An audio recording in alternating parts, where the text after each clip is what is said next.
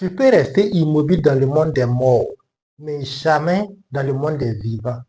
Qu'est-ce que je veux te dire dans cette vidéo?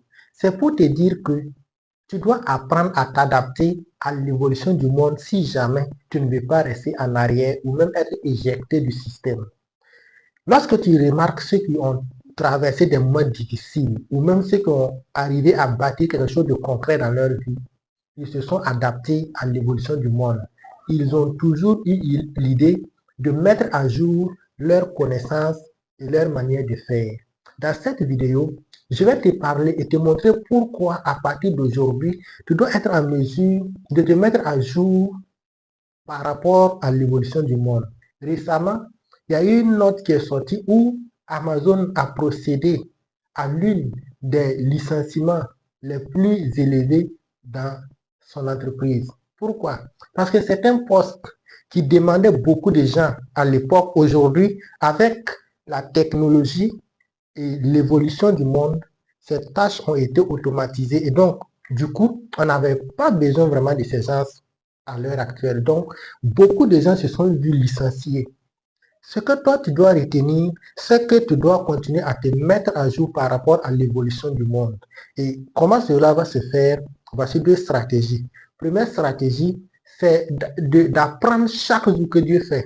Lorsque tu essaies de voir le domaine dans lequel tu évolues, quelles sont les nouvelles inventions, quelles sont les nouvelles techniques, qu'est-ce que tu dois apprendre de nouveau par rapport à ce que tu savais et qui peut t'amener à accroître ton rendement, à avoir des résultats plus élevés par rapport à tes résultats passés.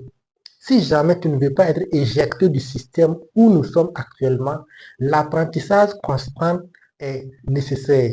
Tu dois apprendre à lire, tu dois apprendre à te former, tu dois apprendre à tester de nouvelles choses. Peu importe le domaine que tu fais, tu dois apprendre à t'adapter. Tu dois apprendre et tu dois apprendre chaque jour. La deuxième stratégie, c'est d'avoir au minimum un modèle ou un mentor. Le rôle de ce modèle ou de ce mentor, c'est quelqu'un qui a fait ses preuves dans le domaine dans lequel tu évolues, que ce soit la mécanique, que ce soit le travail manuel, que ce soit l'athlétisme, que ce soit le commerce, que ce soit l'entrepreneuriat. Peu importe l'activité que tu fais, tu dois avoir un mentor, quelqu'un qui a réussi à obtenir des résultats que toi tu recherches. Cette personne va te conseiller, cette personne va t'orienter, cette personne va te montrer ce que tu peux faire et ce que tu ne dois pas faire. Si tu essayes de mettre toutes ces stratégies en place, tu resteras en phase et tu vas évoluer au fur et à mesure que le monde évolue.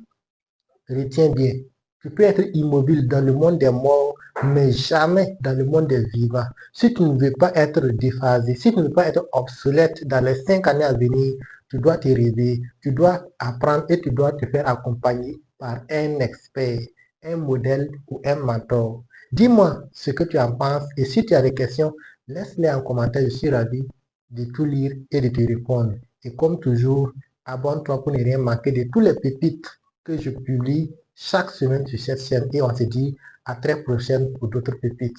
Bye!